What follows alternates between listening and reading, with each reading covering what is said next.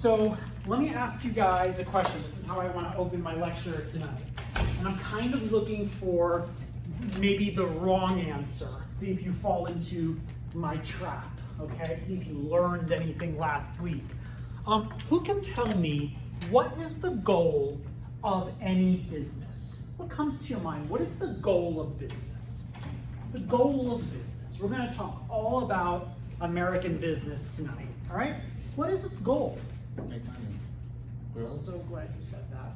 Oh, man. You fell right into my trap. Okay, so I'm going to prove to you that the goal of business is not to make money. With me?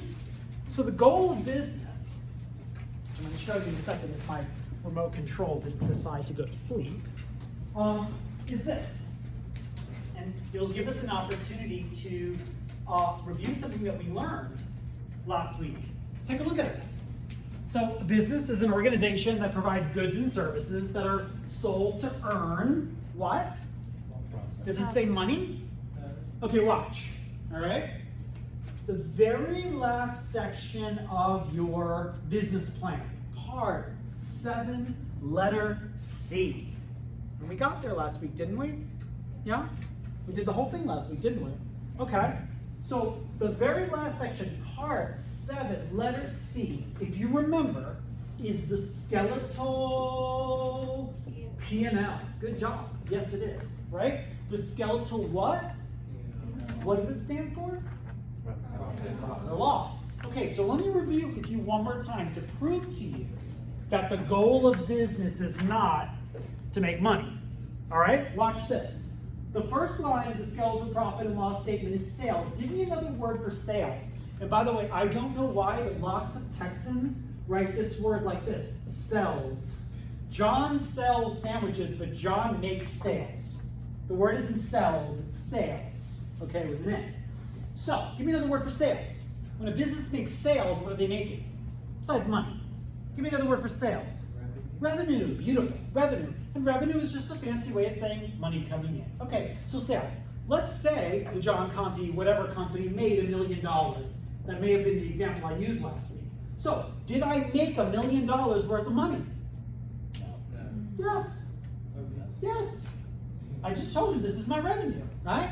But I'm going to prove to you that the goal is not to make money, revenue. Okay, so who remembers what's the second line of the skeletal profit and loss statement? Beautiful. Cost of goods sold, okay? So cost of goods sold is the cost of me buying my, well, maybe raw materials, so you fashion designers, fabric and trimming and buttons and zippers and interfacing and lining and all the components that make up a garment. And for those of you that are selling a finished product, it's the cost of buying that finished product, okay? And what do we say this number is, roughly? My experience as a buyer of Bloomingdale's, what did I tell you guys last week?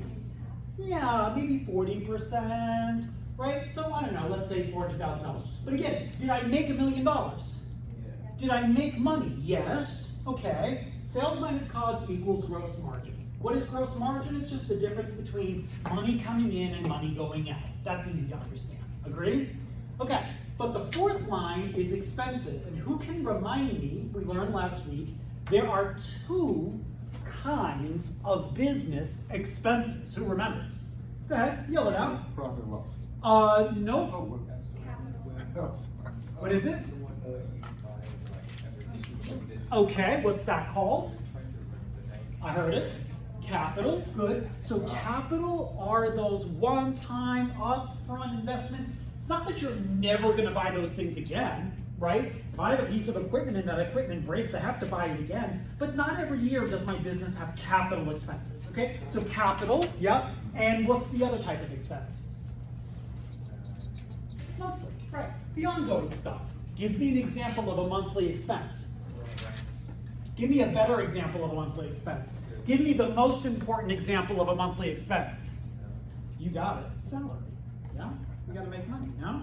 Okay, so watch this. I'm going to prove to you that the goal of business is not to make money. Because I made $1 million. I put $1 million in my cash register. Watch this. So I'm not asking you to do math here, but 6 minus 7, it's negative. Do you agree? Yes? So what's the last line of the skeletal profit and loss statement that we learned last week? Profit or loss. And in this example, it is a loss, right? I lost $100,000. So when I ask you on the quiz today, the first quiz question, the goal of business is to make what? Profit. Right, not money, not revenue. The goal isn't revenue. The goal is to make more revenue than what? Expenses, exactly, right? The goal is to have more revenue than expenses. That's what this says. Is everybody clear about that? Go over it one more time. Sales is the money coming in. It's the money that you generate, it's the revenue that your organization is making, generating, based on whatever it is that you do. COGS is the cost of your goods. If you don't sell goods, if you only sell services, then you have no COGS. Gross margin is the difference. Gross margin is another way of saying it's like the markup on your product. And then expenses. We learned about 2 types of expenses. Capital, one-time, upfront, equipment, build out, construction, decor. It's those special one-time setup costs. And then the ongoing expenses, okay? And when this bottom number is negative, you may have made money, but you did not make profit. Does that make sense to everybody? Okay, that is the first quiz question tonight, okay? And shame on any of you who select the answer that says the goal of business is to make money. Not money, it's not revenue. The goal of business is to have more revenue than expenses. Beautiful, exactly. Okay, now, let's talk about what makes American business so special, different, unique. So what kind of market do we live in? What kind of market? What kind of market is our economy? Free. You're right. We live in a free market. What does that mean? We live in a free market. You're right about that. Let's see if I got this to work. I did. Yay. Cool. Oh, that's ugly. That's ugly. What does it mean to be in a free market? You have flexibility. Say it again. There's flexibility. Who has flexibility? Sellers. Yeah. Do you know what sellers are flexible to do? Sell whatever the hell they want, including prostitution and marijuana in some states. Yes? Yeah. You guys are generally free to bring to the marketplace whatever it is that you want to sell, right? There are fewer and fewer categories of things that you can't sell. You are free to start a business. Now, what did I tell you last week? You can open up another Mexican restaurant in Dallas if you want, but what did we say? When do businesses succeed? When they stand up. Beautiful. I heard that 3 different ways, and you all said the same thing, which is when they have a competitive advantage, right? Businesses have to have a competitive advantage. They have to do something that is different, better, unique, perspective, or they're gonna die. What did I tell you about restaurants last week? How often do restaurants fail? How often? How much? 75. Yeah, 3/4 of all new restaurants fail in their first year. How crappy are those odds? Huh. Worse than American college students in classrooms today, yeah? Okay, so business owners are free to decide how they sell their product, where they sell their product, how much they charge for the product. And you and I as consumers, you know what we get to do in the United States of America? Let me tell you. We get to vote with our dollar. Do you know who controls the prices of products in the United States? Who controls the prices, bless you, of products in the United States? Such a simple question. Who controls the prices of products in the United States? Of course, you do. You control the prices of how much companies charge for their products, and you're sitting saying, Mr. Conti, I can't walk into Walmart and tell them how much I want to pay for a product. You kind of can, right? Let me give you an example. So why is it that a tiny little cardboard box apartment in New York City rents now for $4,000 a month, $5,000 a month? Why? Supply and demand. Right, exactly. Because there are enough people willing to pay it. Why is it $75 for a parking spot at Cowboy Stadium? Because enough people have deemed that a reasonable price to pay. And if there aren't enough people willing to pay that price, what has to happen to prices? Look, companies are constantly competing for your business, and one way they compete is through pricing, okay? The more demand there is, well, I should say the more supply there is, usually, the more competitive pricing is going to be. But if you're not willing to pay the price and enough consumers are not willing to pay the price, what happens to the price? It goes down. Exactly. Okay, so let me talk a little bit for like a couple of slides about American business. Okay, that's what you're here to learn. That's what we're here to talk about. We have a separate lecture to talk about global business. Today, I just want to talk about American business in America. All right. So, you know what's kind of crappy? We love to celebrate small businesses in this country, right?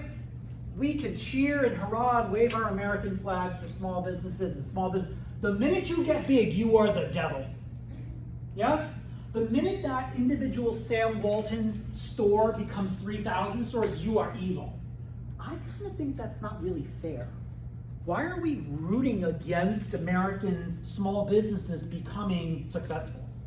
What did I tell you guys last week? More Americans work for small businesses than large corporations. Yeah, but every business starts as a small business. Why is small business good for us? Let's talk about this stuff.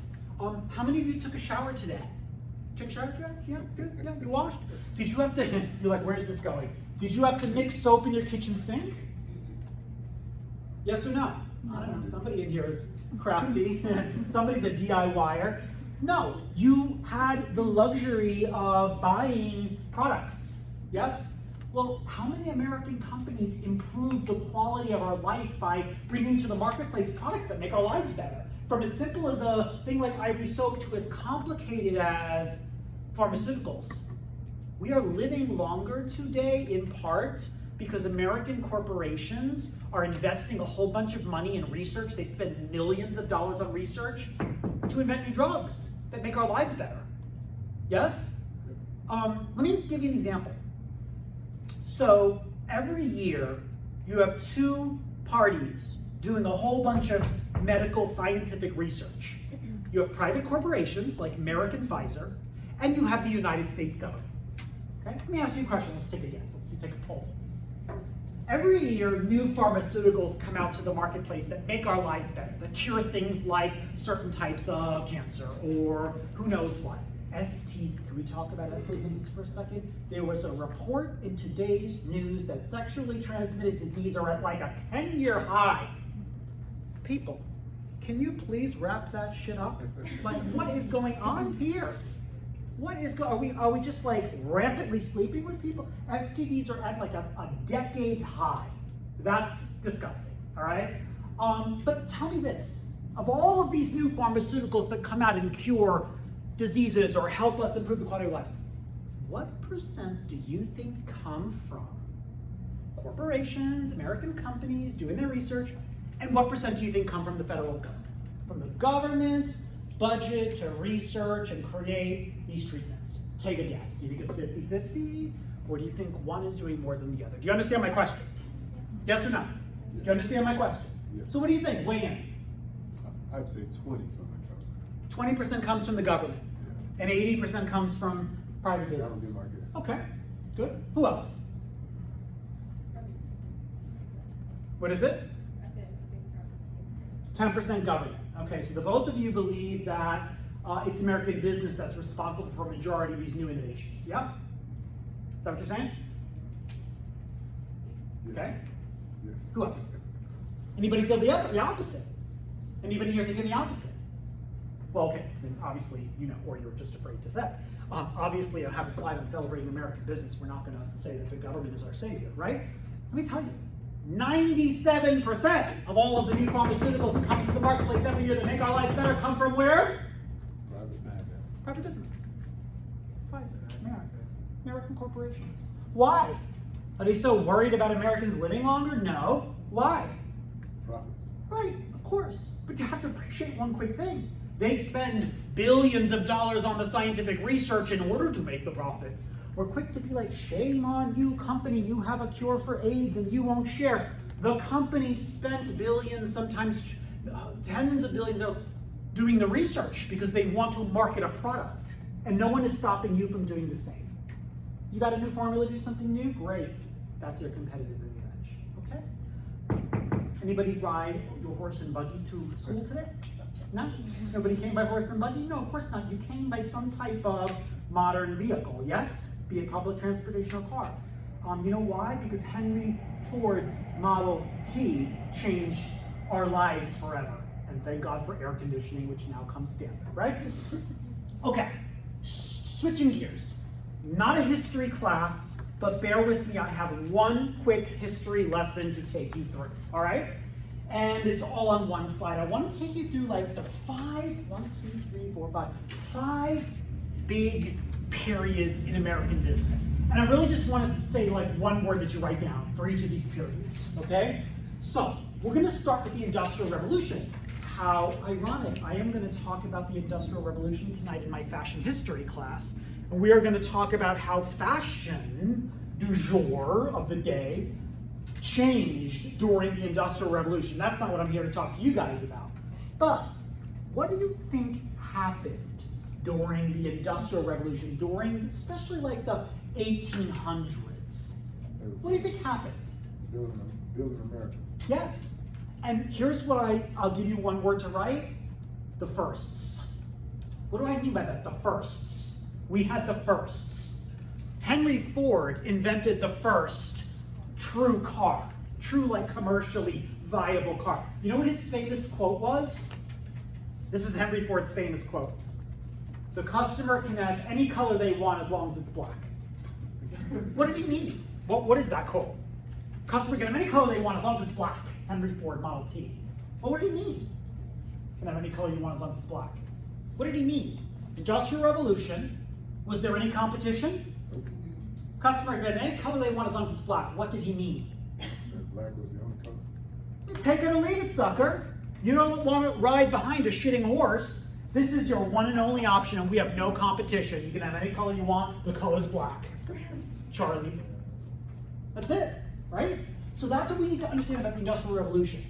It was a period of firsts, and there was, I lied, two things you have to write down. No competition, right? No competition. That was the competitive advantage 200 years ago. It was the only. It was the first, and it was the only. Man, if you wanted to cure smallpox, there was one med you could take. And if you wanted to drive a car, there was one model you could drive. Take it or leave it. Okay? No competition. So there's a lot we did not have to think about in business. I'll explain that in one second. Okay, then the next period that kind of changed America was the entrepreneurship era. And this was like later in the 1800s. Now all of a sudden, the firsts had competition. Oops. Now there were two models of cars. There were two companies making cars. There were two companies making, whatever it is that the traveling salesman was selling. And so now what? Now what? What did you have for the first time? Competition. Choice. That's a really good word from the last, right? We had choice. Consumers were starting to exercise their own power in voting with the dollar. All of a sudden, the consumer was becoming a little bit more in charge because we always win when two or more competitors are competing for our business. Okay. Then the production era. All right, so this is 1900s, especially when the United States had a massive influx of immigrants. Where did those immigrants, somebody lend me a book for 1 second. Don't worry, I'll give it back. Where did the immigrants come through? New York. Where specifically? Who am I? As we gear up for, I already chose my Halloween costume. It's not the Statue of Liberty. Ellis Island. You got it, right? And where did many of those immigrants wind up staying and working? Well, where is Ellis Island? Where is the Statue of Liberty? Yeah, it's halfway between New York and New Jersey. You know where many of those immigrants settled? In New York, working in factories, making things. Okay, and I could get into a whole fashion history lecture, but I'm not going to go there. So, during the production era, I'm going to give you one word, faster. faster. What am I talking about? During the production era, we had to figure out ways to meet the demand, the growing demand for goods and services, and so companies had to make it faster. Make it faster. You know what we invented during this time period? The conveyor belt. You'll learn during my management lecture, there were many, many, many different managerial science experiments, not like rats in cages, right? Just ways to figure out how to get people to work faster in factory settings. Here's something really simple. They figured out money helps, right? Money helps. When you tie pay to performance, guess what? Oh my God, people speed up. What are you gonna say? Did you know that that there's a saying that school was invented to help you be trained to help build America back then, like Sure. to get you used to going and getting up every day and following orders. Sure, I believe that.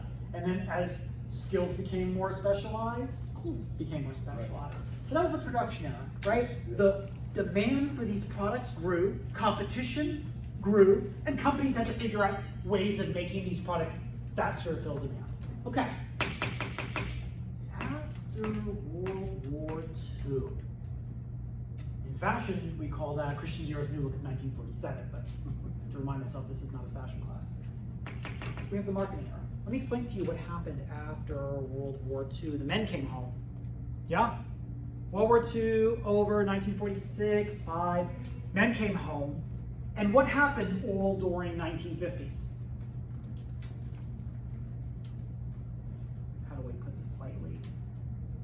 The baby boomer generation was born because the men and the women boomed. You follow? They boomed. They boomed after the war and gave birth to probably the largest population, largest generation on country, the baby boomers. And so when these men and women came home from war, you know what they did? They settled down, they built households. And you know what all these brand new households across America created? Demand. Demand for what? Refrigerators and televisions and all the new technology that came out in the 1950s and 60s and 70s. And all of a sudden here, with this massive amount of demand and home building, you've got even more competition. And so I'll give you your one word. Have I given you one word so far for everything? What's our one word for industrial revolution? First. What's our one word for entrepreneurship? Choice, competition, beautiful, same thing. What's our one word for production era? Faster. Marketing era, give you one word, branding. I'll give you a different word if you don't like that word, image. Branding, image. Look, companies didn't really spend a lot of energy up to this point thinking about like, what is the image of our brand versus what is the image of another brand? Didn't we talk last week about Froyo? And what did we wind up saying? That the difference between all these different Froyo joints is what? Yeah, they're marketing their image, their brand, just kind of what their aesthetic is. It's not the product, it's not the service, it's not the business model, it's just what their image is. That began here. So let me give you an example. Hotel chains, Hilton, Marriott, Westin, Sheraton. What's the difference between all those? They're same price points with the same basic concept, same aesthetic. What is the difference between a Hilton, a Marriott, a Westin, a Sheraton? Just say the word again. Yeah, image, branding, right? Aesthetic, just who they appeal to. They're the same damn thing, right? But they're packaged differently. What they stand for is different. And that concept started here. Okay, so leads us up to today. And by today, I mean, I don't know, just around 2000 current. What makes today the last 20, do you guys realize there's 2 months left of this entire decade? Have you thought about that for a second? There are 2 months remaining of this entire decade. We're about to go into the 2020s, a new decade, in 2 months. Isn't that crazy? I just thought of that. Have you thought of that or not? You're looking at me like I'm crazy, or maybe I just shocked you. We're 2 months away from entering into a new decade. Isn't that nuts? Totally. Okay, so in the last 20 years, really the only major thing that's changed, let's review for 1 second. Branding is still super important, and now add the internet and now add social media to the mix, and man, image is everything, right? There's still tons of competition in every single freaking marketplace and everything else, and the need for speed. Let's talk about speed for a second. Zara. You guys familiar with Zara? Zara? Which one is it? Zara. And okay, half 51, half dozen the other.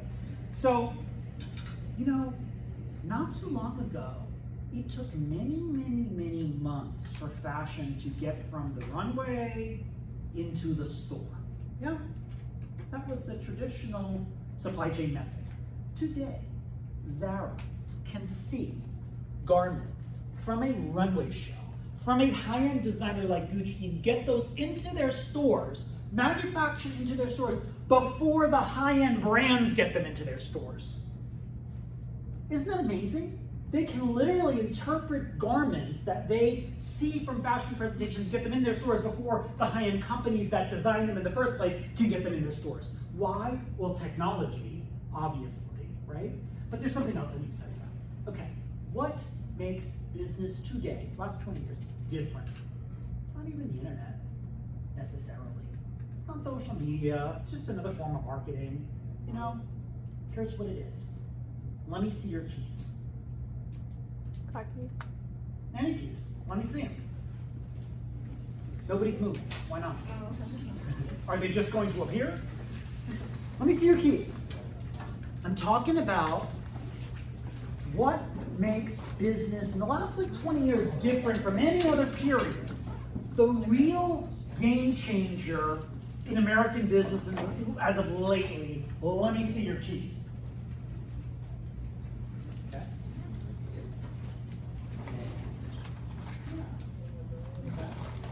You want keys?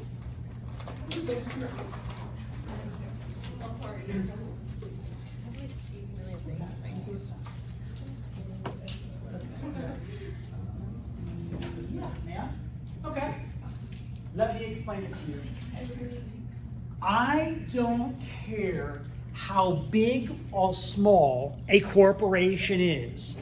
Whether you are an itty-bitty company, online, business based out of your kitchen table, or whether you are CVS or Randall's Corporation, the one thing that makes business different today, I'll give you your one word, you ready for it? Database. Database. Database.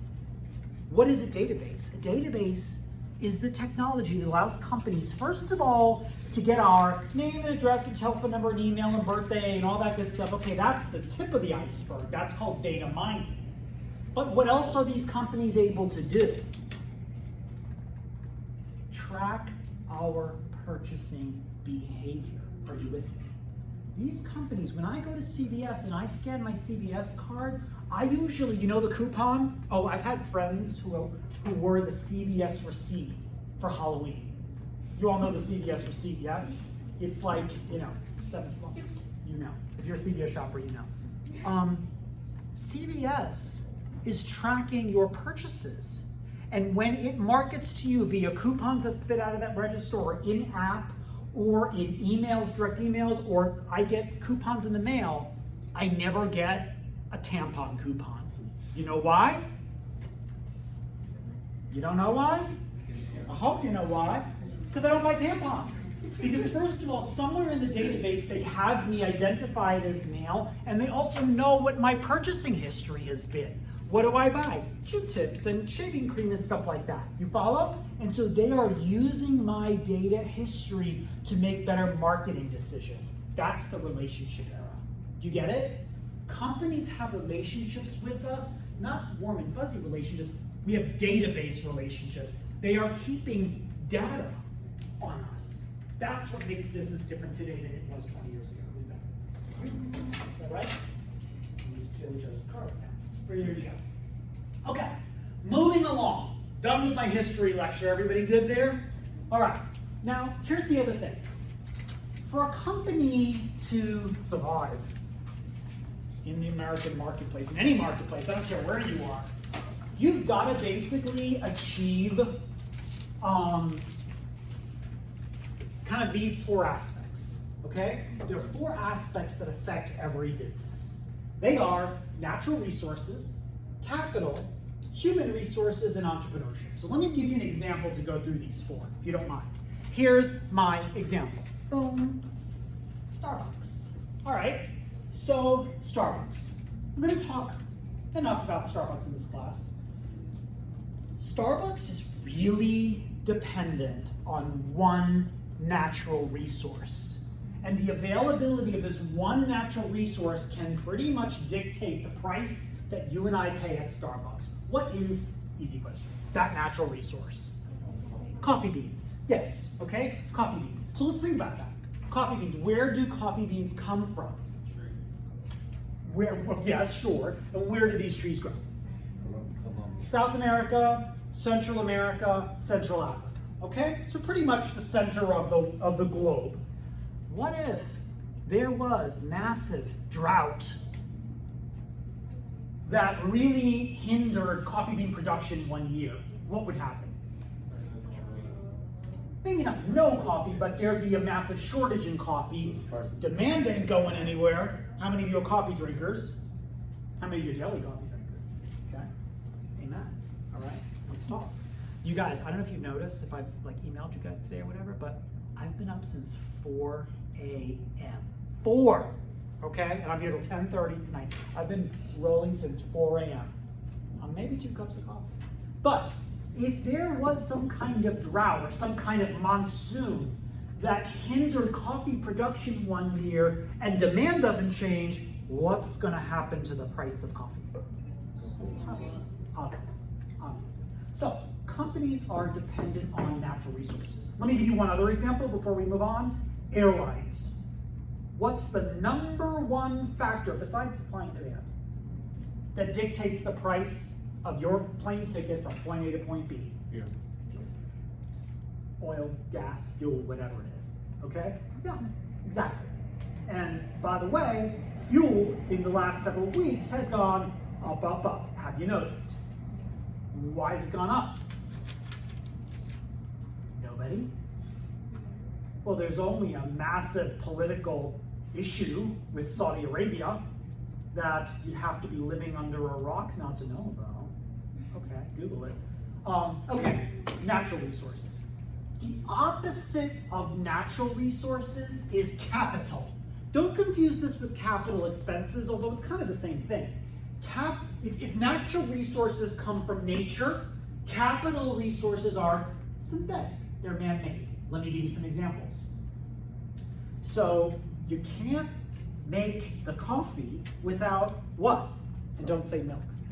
Cup. Or what? A cup. Yeah. A machine. Yes? By the way, I don't know if you ever looked at the cost of an espresso machine, because you all know I'm remodeling my kitchen. They're like 10 grand. Yeah. 12 grand. A decent espresso machine is like, so think about how many thousands of Starbucks stores there are times a $12,000 machine in every store. You're talking about, I want to say hundreds of millions of dollars in synthetic resources, in equipment. Okay? So equipment, tools, factories, buildings, money, those are all considered capital. Do you understand the difference between natural resources and capital? Yes or no? Yes. Yes? Yes. Sweet. Good answer. Then there are human resources. We have a whole chapter on human resources. What are human resources? During a strike, when a company experiences a strike, you full well know what human resources are. Yeah? Pilots recently had a strike on an airline and there were no one to fly the plane. What are human resources? What? Labor? Yeah. Employees. Labor. Right? Employees. We, those of us that haven't been replaced by a robot yet, I'd like to think that a professor, a teacher will never be replaced by a robot, but who knows? Who knows, right? We are human resources. We are the physical workers in an economy. We do the jobs. All right? How many of you are a human resource? You have a job. You perform a function. I am at my job right now performing a function, right? Okay, the last one. The entrepreneurs are the starters. They're the starters. They're the ones who take the risk of launching the enterprise. Yeah? They are the Howard Schultz. You don't know who he is, started Starbucks. They are the, who's the homeboy who did Amazon? Who is it? Bezos, Jeff Bezos. Jeff Bezos, God bless him. He, everybody loves to hate on Amazon. Homeboy was packing books at a folding table in boxes that he'd go get from the garbage for his little company called Amazon. He was doing it himself, right? You don't know, Amazon started as a very small bookseller, used bookseller. And now Amazon rules the world. Yes, they're now testing drone deliveries across the United States. How many of you do everything on Amazon? I now do everything for business on Amazon. Anything I need to get for this company or Amazon. They sell houses now too. Amazing. Right? But we hate on Amazon. Amazon was an entrepreneur. A guy at a folding table packing books into scrap boxes, for crying out loud. Good for him. Maybe one of you be the next Bezos. Okay, how are we feeling? Good? Okay. Every company is dependent on these 4 elements, factors of production. Natural, synthetic, people, starters. Okay, roadmap to the rest of my lecture. Right here, right now. How do you feel? Great. I couldn't think of the artist who was playing last Saturday night.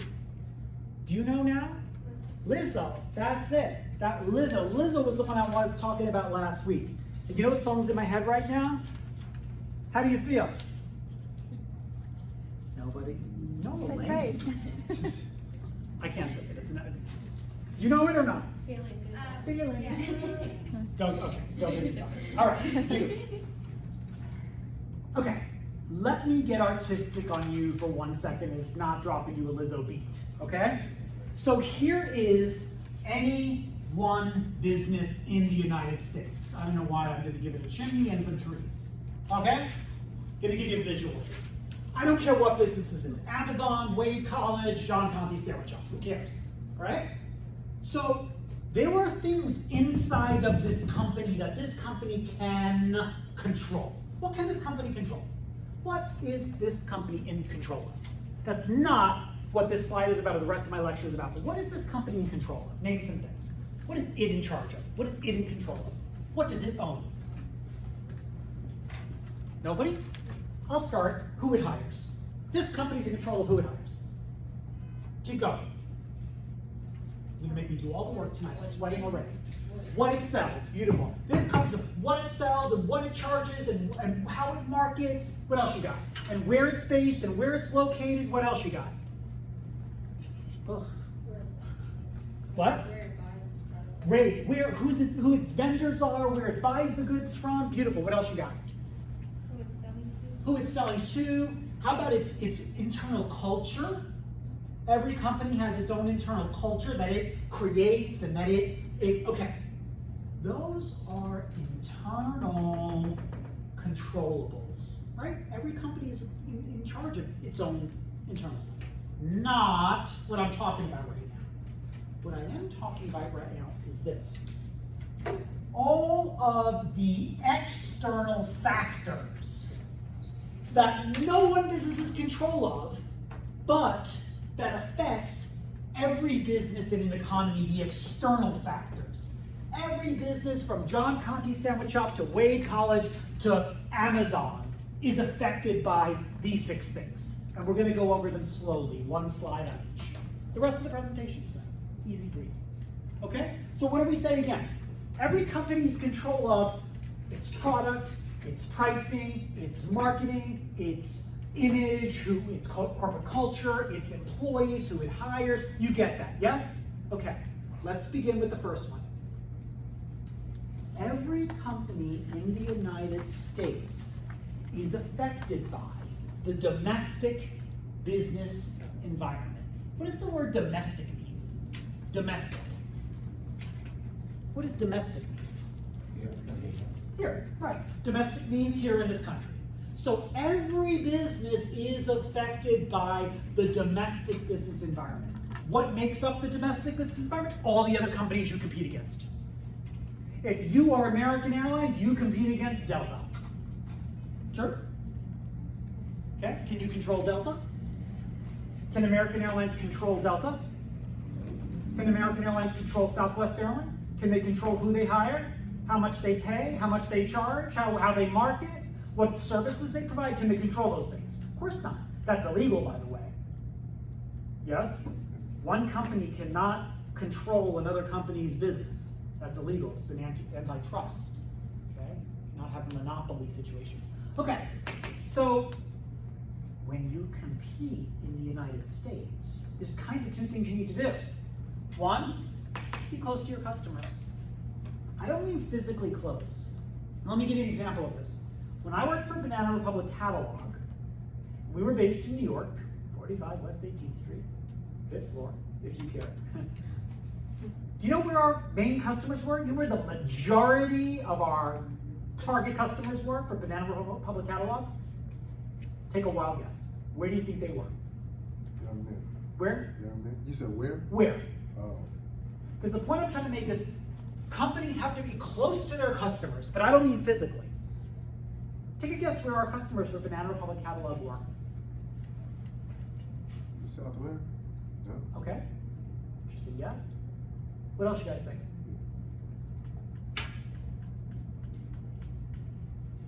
Well, say anything. Say something. Say any city that comes to mind. Say something. Say south, say north, say west, say east. Say put your hands up. Sorry, wasn't gonna sing that song. I wasn't gonna sing that song. Where do you think our customers for Banana Republic Catalog were? We were based in New York, the catalog was based in New York. Where do you think the customers were though? They were everywhere, of course, but where do you think the key customers were? The target audience? New York, okay, good guess. We could guess San Francisco or LA or any of the big cities. Yeah? No. You know where they were? Timbuktu. Small, remote places. Let me explain to you why. It's really simple. Because if you live in a city that has a Banana Republic, you're going to go into that Banana Republic store and buy. Yeah? But if you live in a place that does not have a Banana Republic before the internet was really a thing, where are you going to buy your goods? Catalog. Get it? So, it's not about being physically close to the customer. That's not what I'm trying to say. Companies have to be close to their customers. What did I tell you makes the relationship era special? What does that mean? You're right. Uh-huh. What else? Do you ever get emails that are addressed to you? Dear John, 50% off sale, click here. Dear John, come to our grand opening. Yeah? What are those companies doing? Marketing. Personal marketing, relationship marketing. They're using their database and the data that they have on you and your name and maybe some other stuff, your email address, and maybe your birthday, maybe your anniversary, and all that kind of data to do what? Personalize the marketing. That's what I mean by be close to customers. You get it? You cannot be a company anymore that uses this like just mass approach. You have to use data in a database to market to your consumer. You gotta know shit about them, including what their purchasing patterns are. Okay, so that's that. And the other thing that I'll use Walmart as an example for is this. When Walmart buys, Walmart is the largest customer, period. Do you get that? Yes or no? Who's Walmart buying from? There's the easiest question I'll ask tonight. Well, give me examples. Tell me anything comes to mind. Sometimes, a lot of times it's Procter & Gamble and General Mills. Yeah? You all know Procter & Gamble and General Mills. Yeah, they own like half of everything that's inside Walmart. But I don't know, Vlasic Pickle. All right? Walmart's buying from Vlasic Pickle. When Walmart buys from Vlasic Pickle, Walmart's order is so large that Walmart is the most important customer to Vlasic Pickle, or to Crest toothpaste, or to Downy fabric softener, are you with me? Yeah? What do you think Walmart's relationship is with its suppliers? Well, I'll tell you. You ever hear of a book called The Walmart Effect? It's a really good business book. So Walmart is so big that when Walmart buys anything, Walmart basically controls that other company. Do you get that? Because Walmart is so huge and it's making such giant transactions with its vendors, its suppliers, that Walmart literally begins to control those companies. And that's not really a good thing, okay? And why do you think smaller mom and pop operations cannot compete against Walmart? Because Walmart's purchasing power is so huge. Who else can pass that to the consumer? No other business, right? And part of the Walmart effect is that when Walmart moves into a community, guess what happens? Two things. When Walmart moves into a community, two things happen. What do you think happens? Small businesses fail, so there's less competition, okay? And then we like to say, yay, jobs increase, yay, more Walmart jobs. Guess what happens to the wages in that community that gets the Walmarts? Think they go up or down? Down. Why do they go down? Because there's less competition for jobs. And so guess what Walmart can pay? Minimum wage. Yeah, maybe just about a little above minimum wage. Correct. Okay? I'm not shitting on them, not poo-pooing on them. I'm just telling you what the Walmart effect is. It generally kills competition and it generally drives wages down. Okay? So, food for thought, next time you want to shop at Walmart. All right, moving on. So that's number one. What are we talking about? What 6 things are we talking about right now? The external factors of business. Good. The 6 things that affect every business in America, but that no one business can what? Control. Thank you. Control. Okay? No one, I don't care how big you are. You could be JP Morgan Chase, the biggest financial bank in the country. Not even JP Morgan Chase controls this stuff. Number 2. Okay, the global business. You might say, Mr. Conti, I'm gonna be a small business, I'm gonna run this business from my kitchen table. What do I care about what's going on with the world? Let me tell you something. Never before have we been so interdependent with other countries. Let me give you some examples, okay? So first of all, what's happening in other countries literally affects your pay. Literally affects the amount of money that you make in your wages. Let me explain, okay? Our country depends on our ability to make stuff and sell it to other countries. Yes? What's that called when we make stuff and sell it to other countries? Export. Beautiful. Okay? So we really depend on exporting. All right? When our dollar is weak, when $1 is weak, guess what we can do a lot more of when the dollar's weak? Well, think about it. If the dollar is weak, how does that affect foreign countries? If our dollar is weak against their money, It makes their economy weak how? because Let's think about this. So if our dollar is weak,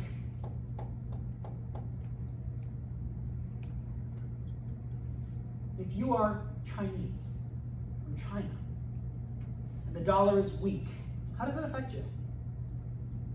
You own a business in China. You're just a Chinese person. And the dollar is weak. How does that affect you? because their exports, Sorry? their exports coming to us. Not if the dollar's weak. Think about that. If the dollar's weak, you and I can afford less. True?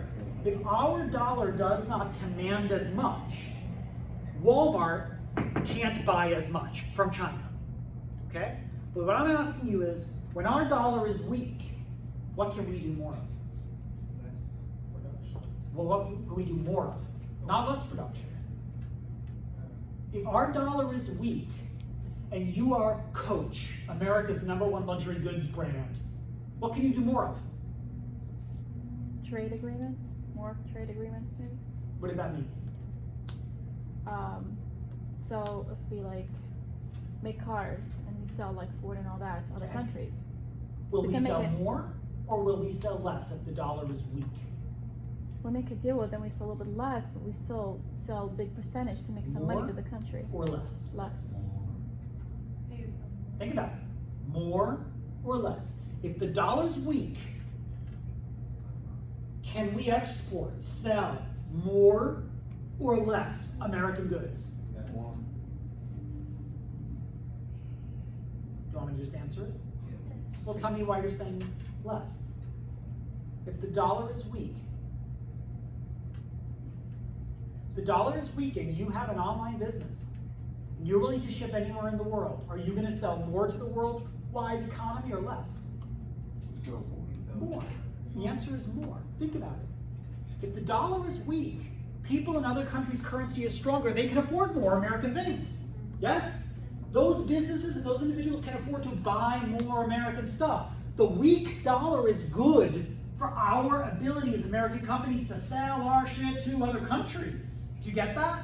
A weak dollar is good. When the dollar skyrockets, when the value of our money increases, man, we can't export as much. Why not? Because our products become more expensive in other countries' economies, in other countries' markets. We want to sell American stuff to the world. You get that, right? So a weak dollar is good. It's good, not good for you and me to go on vacation, right? Because then our dinner costs more. But it's great for American companies' abilities to sell more, export more stuff. Got it? Okay. Now, you bring up, tell me your name. Claire. Claire Walker? Yes, how did you remember? Because I have a surprise for Claire Walker. I heard about it. Thank you. Vice President's list. Let's give her a hand. Put your hands up. Thank you so much. Nice work. So, here's the other thing. You may not care about the rest of the world. Every country has an agreement with every other country in terms of trade. And trade is just a fancy way of saying import-export. Import is the stuff we buy from other countries, and export is the stuff that we sell. What do we want to do more of? Do you want to import more or export more? You better damn believe it. We want to make American goods and sell them to the world. Do you get that? What happens when we export more? Yes? That's got to start there. What happens when companies in America make more money? Oh, here he goes again with that thing. Economic What system. happens when companies in America make more money? Economic system condition gets better. Good, economic condition gets better. And when the economic condition gets better, what happens? we spend. Before that, something else has to happen first. Companies are selling more things, so what do they have to do? Hire more people. Why do they hire more people? They produce more. To produce more things. And when we hire more people to produce more things, what happens to wages? They go up. Why do they go up? So we export more, so American companies have to hire more people to make more things. When we hire more people, wages go up. Why do wages go up? Because they're needed. I didn't hear what you said, Harry. It's like, because wages will go up because they're desperate for employees or in need of. Perfecto. Yes. Right. Because when lots of us have jobs, the only way to get us from our jobs to another job is to. The only way I'm ever leaving more way at college, and I've been here 11 years, is to pay me more. You know, pay me more. No one could ever pay me more. Okay? So, we sell more to other countries. American companies produce more. American companies produce more. American companies hire more people. American companies hire more people. Wages go up. Now I'm ready for you, Dion. Wages go up. What do? Buy more. Hands up. No, we buy more. Yes. And when we buy more, we create more demand. What happens? The whole thing again. You got it? Don't make me do it again. Okay, great. Right now we have some beef with Saudi Arabia. Yeah? That's affecting you at the gas pump. I haven't filled my gas tank up in 3 weeks. The damn thing is still on full. Sometimes I wonder, like, is this thing broken? How many of you noticed, like, gas is almost back up to $4? Yes? $4 a gallon, right? Yeah. Am I exaggerating that? It's been a few weeks. It's 2 How to much 6 in my neighborhood. Really? Yeah. I swore I saw $3.90. It's 279 in Raleigh. Okay. It's 279 in Raleigh. Okay. I'm I'm living in some kind of bubble, clearly. They charge more in this neck of the woods. But you better believe the prices you pay for things a lot of times are affected by politics in a region, beef we have with other countries, right? Sometimes countries will purposely not export as much of the goods and services that we need. We're gonna talk a lot more about this in a different chapter, chapter 3. Cool? Okay. Next, quick one. Technology, my Zara example is the best example. My CVS database example is the best example. How has technology, in one word, affected business? How does it impact every business today? So today, even if you are a mom and pop operation at your kitchen table, you can have a database. Do you guys know some examples of databases? Microsoft Access is like the cheapest example. Any one of you could probably afford that for your business. Constant Contact is an online database that you can put your customer's name, telephone, email. Cheap. I'm talking about dollars a month. You don't have to be a giant corporation to afford a database. Now everybody can have a database. MailChimp is free. Excel. Forget about Excel. Do you know how to use Excel? If you don't know how to use Excel, let me tell you right now, Excel is as fundamental as being able to read words. I'm not kidding you. I live my life in Excel. You better learn Excel, and you better know Excel. You cannot be a business person without understanding Excel. Microsoft Excel, are you picking up what I'm putting down? Yes? Yes. Okay, you heard it here first. Excel, you gotta know it. When I was bar at Bloomingdale's, like literally my whole job was like in Excel. Okay, Excel is where it's at. Give me one word. How has technology affected business today? It's so simple. Making things easy. Okay, start there. Faster. Faster. That's it. That's it. Yeah, faster. That's it. We can get goods through a supply chain faster. We can get goods manufactured faster. We can get data to consumers faster. We can do our marketing faster. Things go viral faster. Technology has sped things up. That's all you gotta write down. Okay. Now I'm really excited about this next topic because we have a little exercise we're gonna do, and man, the timing of this little exercise we're about to do is so perfect. But before we do this exercise, I wanna talk about this stuff, okay? Politics and the law. Here's my first question for you. What is, and listen to my question carefully, you can write it down. What is the role of our government? Let me say it differently. What's the most important role our government plays in business? What is the most important thing our government can do when it comes to American business? What is its role? What do you guys think? What comes to mind? Legal system. Say again. Legal system. Okay. Laws. Sure. Not the number one answer, but good start. Keeping the market free. That's it. That's it. I'm going to say it a different way, but I'm going to say the same thing that you just said. The best thing our government, you can disagree with me, I'm okay with that. The best thing our government can do is butt out. Do you hear me? The most important role our government plays in business is to stay out. What do I mean? Yes, of course, there's words on this slide, but more important than any of the words on the slide, the best thing, the most important thing our government can do is to butt out. What do I mean? That's its most important role. What do I mean? Who's in charge of business in America? Who are you? You're actually two groups. Who are you?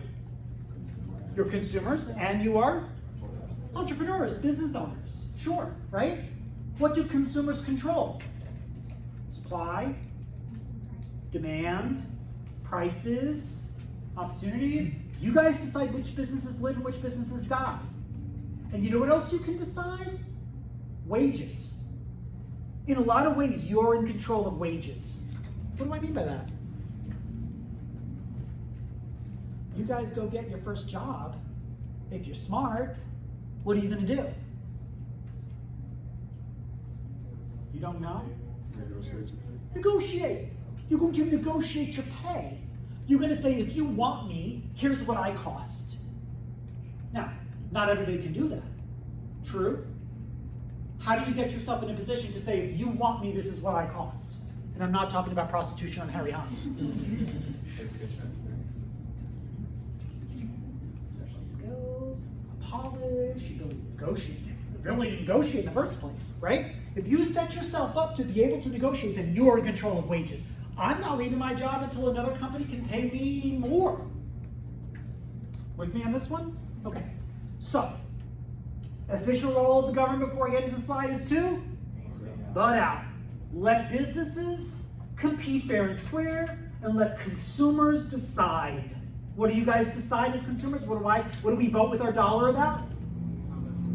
How much to pay, what we buy, what brands we support. How many of you guys, let me just ask you, how many of you honestly do a little research as to what you're buying, learn a little bit about what the companies that you're buying from are, what there are. You know, I go to this hotel, I've been going to this hotel every Christmas, and I read, I'm not gonna get into the politics, but I read something about this hotel in a magazine like last night, and I'm kind of pissed about it.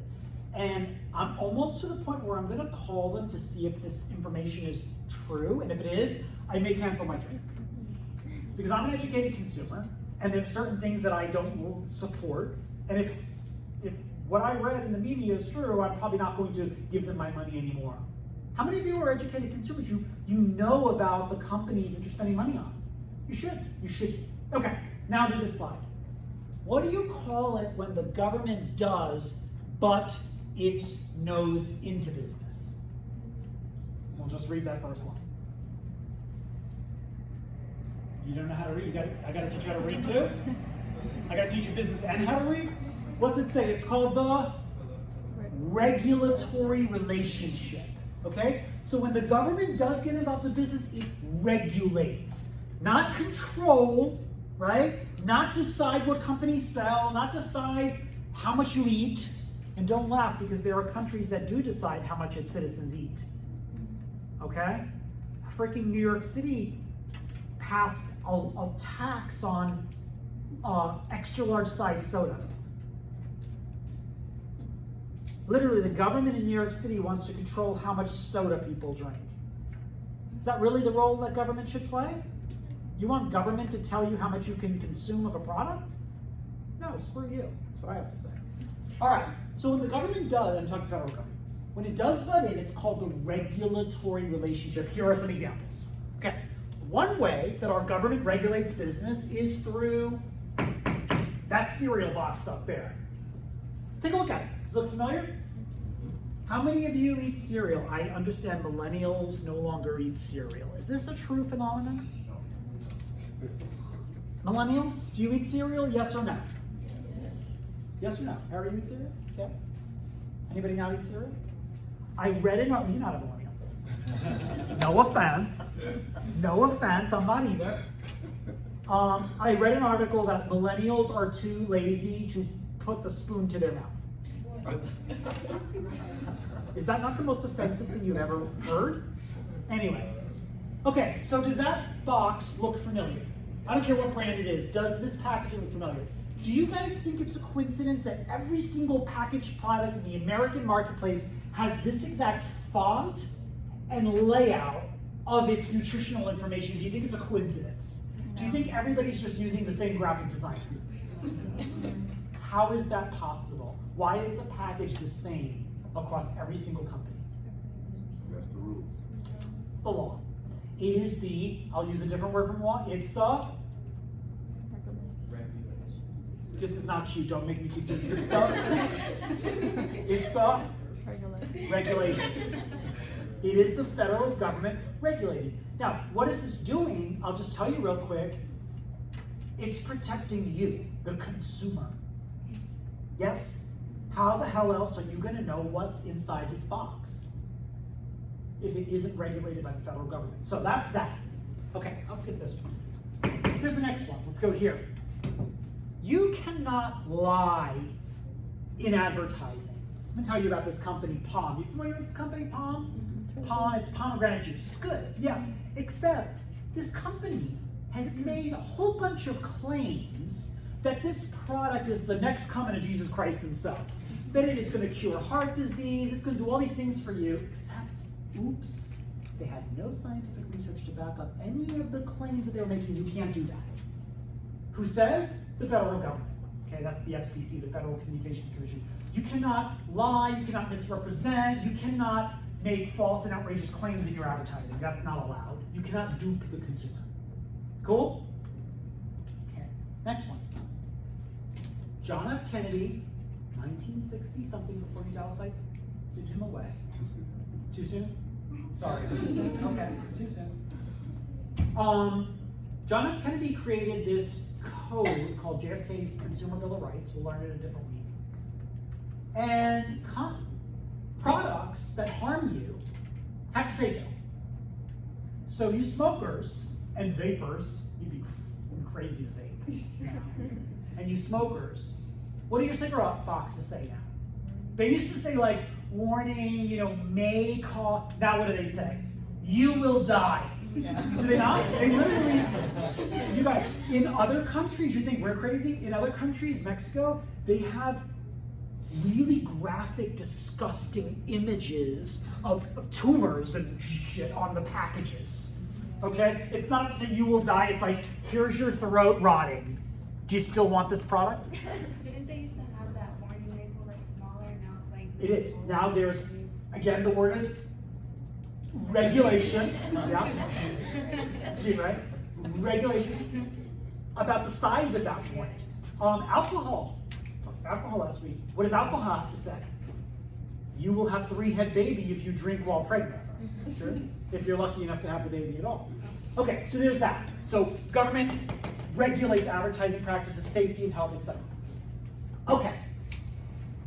The elephant's in the room, so let's just get this out of the way, yeah? How does who is in the White House affect business? Let's talk about it. So we are going to do an exercise.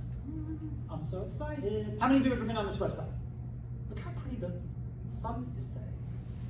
There's something like very nice about it today. Isn't it? It's like bouncing on the building. They're just good looking. Okay, how many of you have been to this website? isidewith.com. You done it? No. That was a hair fix. That was a flip. Oh, you talking me? No, her. Okay. She was doing the hair flip. How many of you have been to this website? Okay, cool. Go to it now. isidewith.com. Go. While you're going, I want to talk about who's in the White House.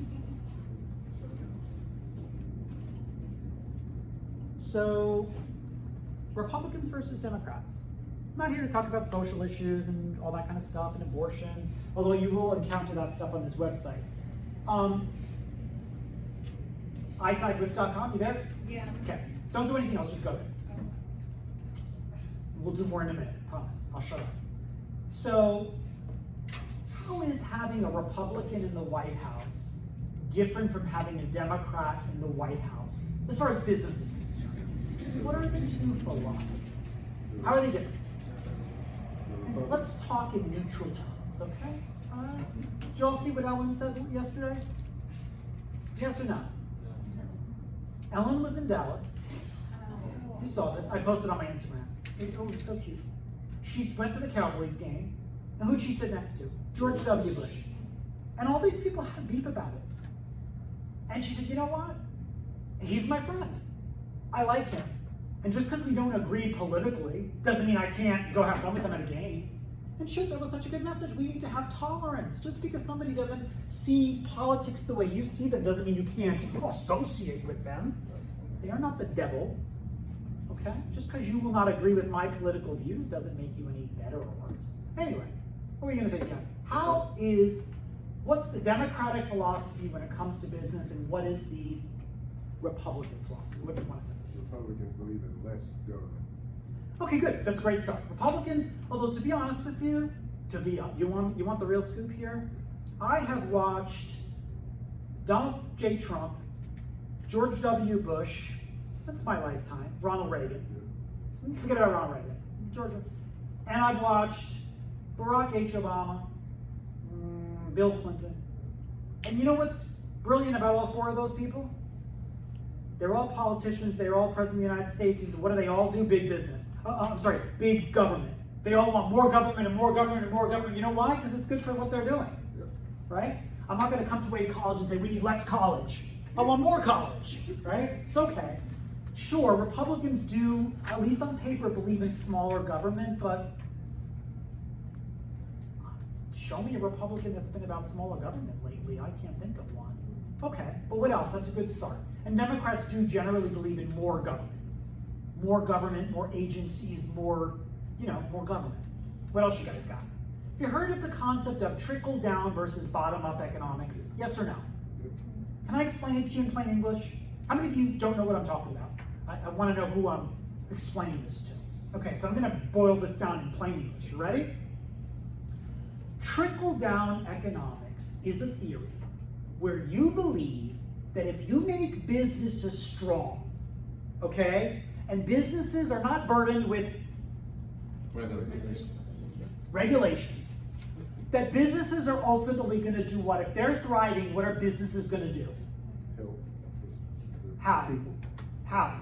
Right. Spending the money with They're going to make jobs. And if businesses create jobs, they're going to hire people, here we go again, and they're going to hire people, and people are going to spend more money, and wages are going to go up, and the wealth is going to trickle down. Do you understand that? Yes or no? Okay. Bottom-up economics is the opposite. In bottom economics, we believe that if we empower people below, individuals, if we have more programs that empower people, that people are eventually going to do what? They're like seek work and then help that business grow. Great. They're going to seek work, and they're going to start businesses, and then they're eventually going to employ people, and the wealth is going to trickle upwards. Okay. Is there a right answer and a wrong answer? Not really. Not really. You can fight and argue one way or the other, but honestly, you guys, Bill Clinton, so we had Bill Clinton as president in the 1990s, yeah? Do you know how much our deficit, the amount of money we owed our creditors was during Bill Clinton's time, when he wasn't busy with cigars and blue dresses? Some of you totally don't get that. Do you know what our deficit was? Do you know the amount of debt we owed our creditors was? Zero. Zero. Zero. Okay? Okay. How many of you have an idea in your heads, I'm changing subjects, I'm pivoting with me, of who you're voting for next year? How many of you have a rough idea? You don't have to raise your hand if you really don't. Nobody. Holy shit. Okay, that's cool. That's cool. Are you just not tuned in? Do you find it boring? Just be honest. Tell me what the deal is. Scary? I can't. You can't? Okay. A lot of distractions. Distracting, overwhelming, a lot of noise. Everybody knows we're in an election cycle, yes? We're going to elect the President of the United States next year, yes? Okay, cool. All right, you all on this isidewith.com? All right. Will you find for me, because we got a little bit of time to kill, so that's awesome. I love this. I have done this poll, I'm not even kidding you, like 10 times maybe? And I do like the super long version that asks you every question. You don't have to do that right now. But go to polls and look for 2020 presidential election. It might be the first thing that pops up, I don't know. But do the quiz. I'm going to give you a little bit of time to answer some questions. The cool thing about this quiz, and then I'll shut up, I swear, is if it's asking you something that you don't understand, if it says like, what's your stance on abortion? And you don't know what abortion is, it'll explain to you what abortion is, and it does it in a way that's very neutral. No judgment, all right? Answer some questions and see if you can spit out answers. And I'll tell you a funny story. I'm gonna give you a few minutes to do it. I will shut up.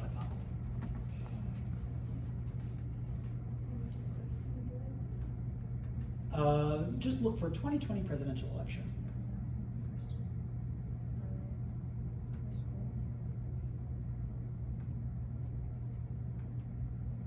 Everybody there? Tell me if you're not.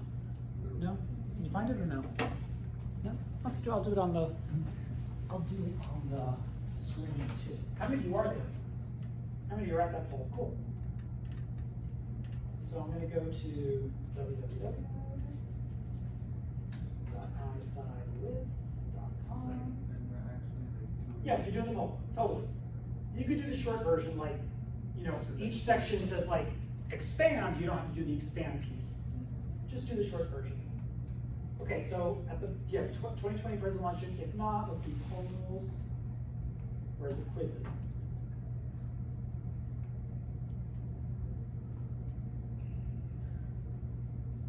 Yeah, just go back to the homepage and take the quiz from the homepage. Yeah, just read the search. Say it again. I said I just searched up again because it is on the homepage. Cool. Yeah, just go back to the homepage, click that 2020. By the way, it'll also give you the quiz in different orders. So my first question is about Planned Parenthood. Okay? So if I don't know what Planned Parenthood is all about, I'm gonna like do the learn more thing and just read what that means. I happen to know what Planned Parenthood is all about. And I don't think the government should be funding abortions. I'm not anti-abortion, but I don't think the government should be funding it.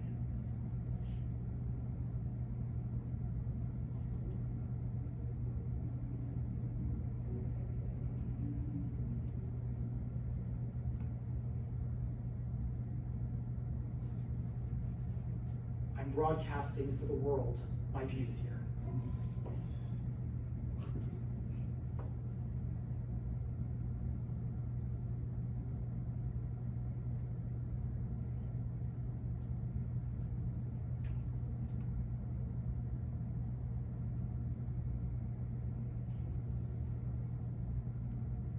And always take a look at other because it gives you some other interesting points.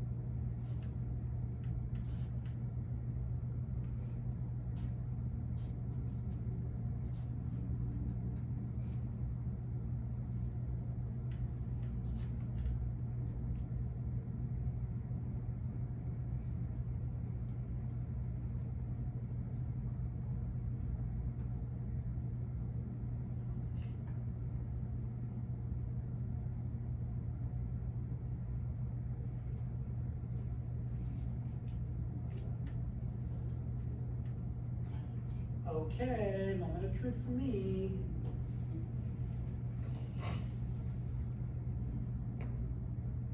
Take a few more minutes if you need it. I'm gonna air all my dirty laundry. Let's see what that dirty laundry is. Such drama. Yeah, John Delaney. That's where I'm at.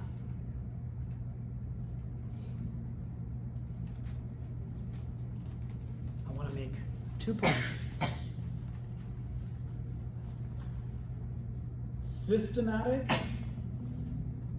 unemotional, not about who you love and who you hate, it's about who you side with. What's the name of this website? I side with. So I did this exact exercise. Keep working if you're still working. Is Can I it be- good or no? Good, there's no good. No. There's no good and no bad. There is your beliefs and who you align with, right? There's no good and no bad. It's your beliefs and who you align with. I do this exercise all the time, but I did this exercise, you guys, with my students during the Hillary Clinton, Donald Trump round 1.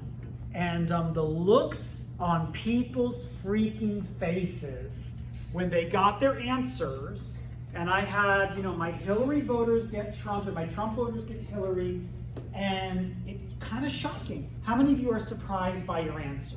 How many of you got an answer, first of all? Okay. How many of you are surprised by your results? Anybody get a result that you just really are shocked? Nobody. Okay. Still going. Go ahead, I'll give you more time. It's interesting to see without the personality piece, just to see the issues and who you side with, not to use the pun. But I'll give you a couple more minutes and then we'll move on. You can also save and come back to it.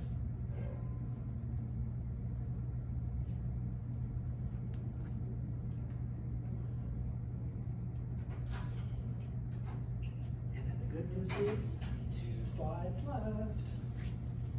The sun bothering you guys? A little bit?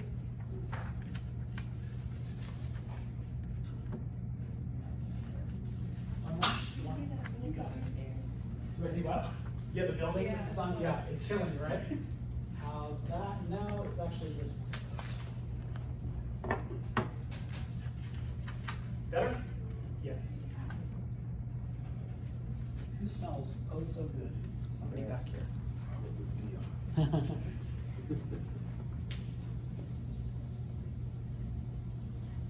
All right, any shockers, any surprisers? I won't ask you who you side with, don't worry. I showed you my dirty laundry. I'm kind of shocked. Shocked by your answer? Yeah. Okay, good. Good. Kind of. I really like how you did the summary of the PowerPoint and the keywords, key terms. Same. They're really, really good. I Agreed. wrote everything down. Good, helpful, right? Like some of these things, you don't know what these issues are until you dive a little deeply. How many of you didn't know what Planned Parenthood was?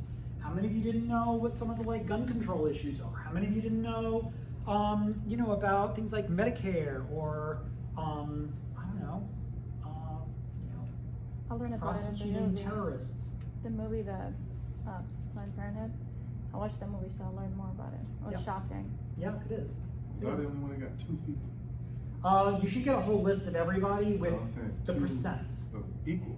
I do too. I do too. Yep, I got 70%, 2 different folks. And one was Democrat and one was Republican, ironically. Mm. Don't judge. Don't judge me. All right, you guys need to finish or should we go on? It is a little long, I know. I started after you all and I got finished. You probably knew the question. I did. You know why? Because I've done it 10 times. Let me see, can I cheat? Let's see. Okay, cool. Yeah. Are you getting the same answers every time the same people every time you do it? Honestly, when I do the longer version, I do get the same people, but the percentages will be a little bit different. Yeah. Let me take a deep. Oh, good. Good to now you know. Yeah. Now you know. Now you know. All right, can we move on? And you guys go back to it later if you're into it. toilet bowl homework, you know? Do it on the toilet. Okay, last two topics. What are we talking about again? The external factors of business, right? The 6 things that affect every single business in America, but no one business can control. You got it. You got it. Not even, it doesn't matter how big, even Walmart can't control this stuff. Okay, so let's review before we go on. So the first one we talked about was domestic, right? Competing in the domestic business environment and competing against your competition, but being close to your customers. What's number 2? Global business. Global, good. Kind of navigating through things like political unrest and how strong or weak your dollar is. Good. What's number 3? Technological environment. What is it? Technology? Yep. And what's the one word we said? Technology has done what to business? Faster. Faster, speed it up, right? Number 4, Political legal. political legal. So first of all, what's the official role of our federal government? Butt out. Butt the fuck out. Butt out. But when the government does stick its nose in, what's that called? Got it. Regulation. Right? Regulation. Okay, we up to number 5. Let me give you a different title instead of sociocultural. Pop culture. Yeah? Pop culture. What is the pop culture? What is our pop culture? What's our pop culture made up of? I'll put my hands up. Music, movies, TV, Industry. Netflix. How many of you are obsessed with some Netflix or Amazon show? Please tell me what is it. I'll tell you mine. Outlander. Outlanders? Okay. And House of Cards. Okay. Like it. What? Okay. What is it? The Office. The Office. Fun. What else? What do you guys into? What show? Dynasty. Dynasty. Like vintage. Cool. That's You pretty like the cool. old dynasty or the new one? The new one is Oh, the I new- like okay. the new one. Cool. Cool. What else? What you got? Friends in the Good Place. Yep. Totally. Who else? American Horror Story or Wentworth. Okay. Is anybody into, just humor me for 1 second? It's Amazon, The Man in the High Castle. Has anybody watched that show? Nobody. Okay. It is so good. And one of the most, I think I'm a relatively intelligent human being. It is the most confusing show, but it's so good. And in a nutshell, it's what if Hitler won World War II? What would America be like? And it's the most fascinating, interesting show. It's like there's romance and there's a lot of stuff going on. Anyway, how do TV, music, movies, celebrities, award shows, musicians, videos affect business? It kind of shapes what people like, they think they like. Totally. That's it. It shapes our demand for stuff. What were you gonna say? It's like if they see their favorite actress wearing that from that business, they'd go there to get it themselves. You would be lying in this room right now if you didn't say you were guilty of that at least once in your life. How many of you have ever made a purchase motivated by a star, celeb, social media influencer? Confess up right now. You've never made a purchase that wasn't based on something you saw as a result of pop culture? Of course you have, right? So how are businesses affected by this? I mean, here's the most random example. Does anybody know Doug the Pug? Yes or no? No? So Doug the Pug is a social media star. He's a pug. And I've been following him for like years. He just, I don't know, he's like, he has a whole thing. He's gotten so popular that, name for me a little accessory store, Claire's. Claire's has done a little like collab with Doug. Doug the Pug is a dog. Is that a Frenchie? No, he's a pug. A pug? Yeah, Oh. it looks like a Frenchie though, yes. Claire's is doing a collab with Doug the Pug. He was actually just here in Dallas this weekend, like, doing appearances. He's a dog. Have they started it already? Yeah? Because my daughter drags me to Claire's at least twice a week. And You I will haven't see. seen that yet. You'll see. I don't even know what the merch is, but it's a Doug the Pug collab. He's an Instagram thing, I'm sure all right? I have to buy it. That's an example of how like popular culture influences a business's feeling of demand for goods, right? They're selling things based on what's popular in culture. What movies are big right now? What's the big movie in the box office right now? Joker. Joker. Oh my god, I just What else? Hustlers too, sure. Yeah, it is. Joker's the big one, right? Yeah. How's that gonna influence what businesses sell? Easy question. Anybody gonna come up here as a Joker on Halloween. October 31st? Merchandising, Halloween costumes, products, right? I mean, how many things do these TV shows and movies sell because it creates demand as a result of pop culture? Last slide. You ready? You know what comes after the last slide, right? Okay. Exam. Don't fear, we'll review. Okay, so last slide. Oh my God, we've done this already. You've heard this before. The last slide is the economy, which is an introduction to next week's lecture. That's what we're going to be talking about next week is the economy, okay? The economy, so important. I will break it down for you in plain freaking English. Did you learn something today? I lost. Yep, good. You'll learn more next week, I promise. Even more important stuff. But here's the deal with the economy. No one company can control it. I don't care how big you are. You could be JP Morgan or Walmart. You do not control our country's economy. Do you understand that? No one company. Every company contributes, but no one company controls it. Okay, watch. The relevant conditions that exist in an economic system in which that company operates. What are the conditions? You know this already. What are the conditions that make up the economy? Start somewhere. Here he goes again. Job. Great, jobs. Why would jobs grow? Oh, by the way, what's the unemployment rate this month in the United States of America? What is the unemployment Less than rate? 10%. How much? Less than 10%. A lot less. Like 4%. 3.5%, or the lowest since 1960 something. And the lowest recorded unemployment rate for blacks and Hispanics ever in the history of recording of unemployment. What does that mean? It means that fewer than 3.5% of Americans are unemployed and seeking a job. Okay, why? Why? Who's responsible for that? Say it. The economy. You. Economy. You. You're like, wait a minute, how am I responsible? I didn't hire anybody. How are you responsible for the lowest recorded unemployment rate in the history of our country? Spend it. Would you say manic spender? Is that what you said? No, I was just like, the main I'm a manic spender, I'll tell you right now. I can drop a dime. Right, your consumer confidence is so good that you are spending money. And by you spending money, you are resulting in companies having to hire more people to produce goods and services. You already understand that, yes? We've went over that 15 times, okay? That's the economy. So let me read this. If the economy is doing well enough that more people have jobs, a company is gonna find it necessary to do what? It's the last quiz question tonight. When everybody has a job and we need to hire people, what do we have to pay? Pay higher wages. More, right? If everybody doesn't have a job, if unemployment is really high, what happens to wages? They go down. Why? No competition. Right. Or there's more competition amongst the unemployed to get the job, so what do people do? Settle for lower wages. In a better economy, what can you do? Ask for more money. Got it? And then what do you do with your more money?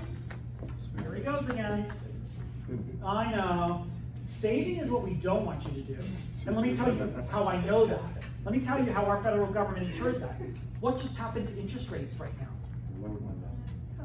You guys, my freaking investment account, I get an email every month and the rate goes down and down and down. What does your federal government want you to do? Spend their money. Spend, not save, right? And so right now, interest rates are low, low, low, because what do government want you to do? Borrow money to spend it. And they actually. I know you know better, but don't let don't let the cat out of the bag. Investing is always We need better. Americans to spend money. We do, right? We need Americans to spend money. That's what creates jobs in a robust economy.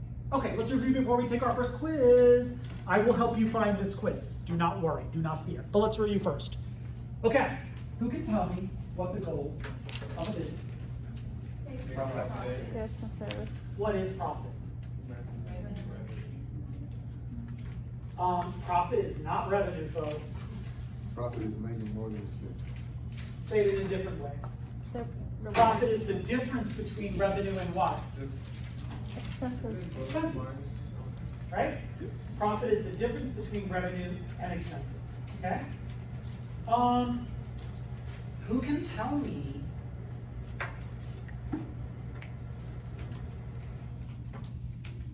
the official role of the federal government when it comes to business? Butt out.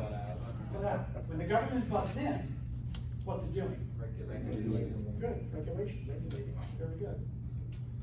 Okay? When the value of a dollar goes down, do we export more or less? Mhm. When unemployment is low, do wages go up or down? Down. When unemployment is low, do wages go up or down? Think about it. They go up. They go up. When lots of people have jobs, yeah, wages go up. You all good? Yes? Some of you are looking at me like I've got 3 heads. Okay, your quiz is on. Let me tell you how to get there. And the first time's always the most complicated, and then it'll be like second nature to you all. Have you taken an online quiz anywhere else yet? Yes. Yes or no? Some other professor? No? Okay. Oh, no. Go to jupitergrades.com. jupitergrades.com. Tell me when you get there.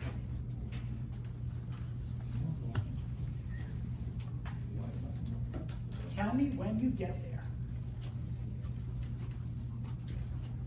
I put in Jupiter Grades, but it wasn't Jupiter Edge. Should it be at jupitergrades.com? Still. Oh, yeah.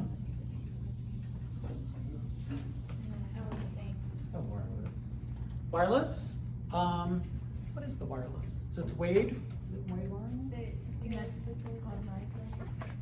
The wireless? No, you gotta log in the first time. Wade Wi-Fi? Take me there. Is that take me there? Wade Wi-Fi, take me there. Okay, you there? Are you there? Great. Okay, have you logged in?